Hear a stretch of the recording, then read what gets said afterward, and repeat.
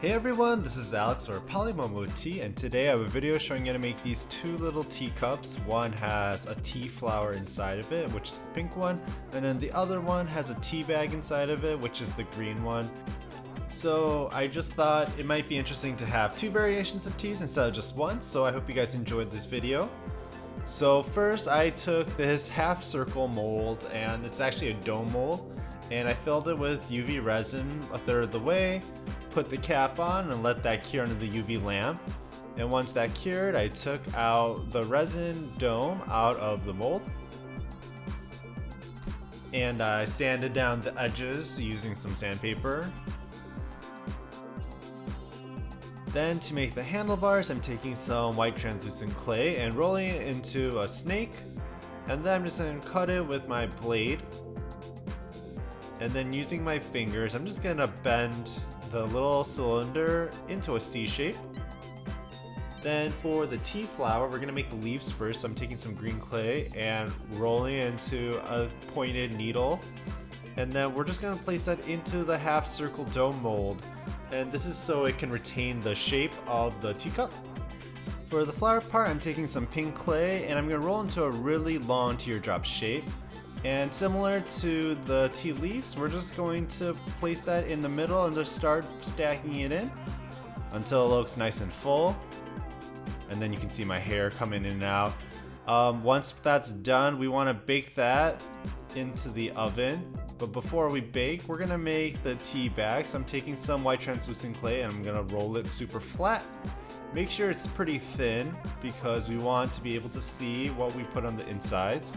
And what's gonna go on the inside are different types of glitters. So I just decided to do some green glitters because I thought, let's do some green tea. So I'm gonna put some glitter onto the clay. Then I'm gonna fold the clay over and press it down, and then with my blade I'm going to cut it into a pentagon shape, and I'm cutting a little rectangle for the tea bag handle. So then I'm going to take this ball chain that I have and I'm just going to cut it short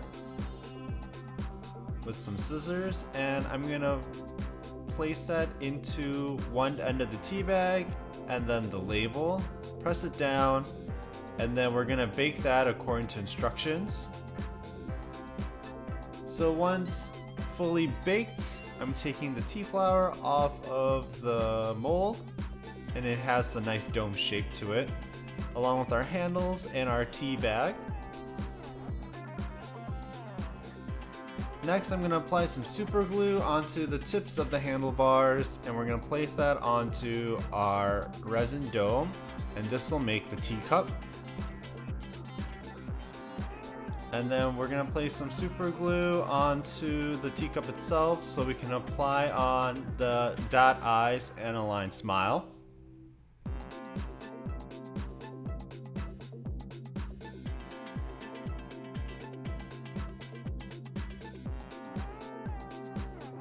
Then for the resin mixture, I add a little bit of green pigment and a little bit of yellow pigment for the green tea.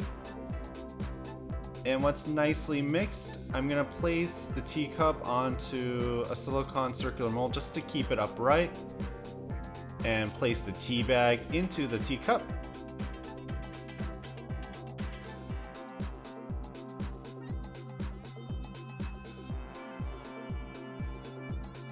And filling the teacup halfway with the green resin. For the second tea, I added some pink pigment into the resin because I thought since I made the tea flower pink, might as well make it a pink tea. So once again, I put the teacup onto the silicone mold, placed the tea flower in, and I dripped on the resin. And I filled it a little bit more than halfway for this one and letting that cure.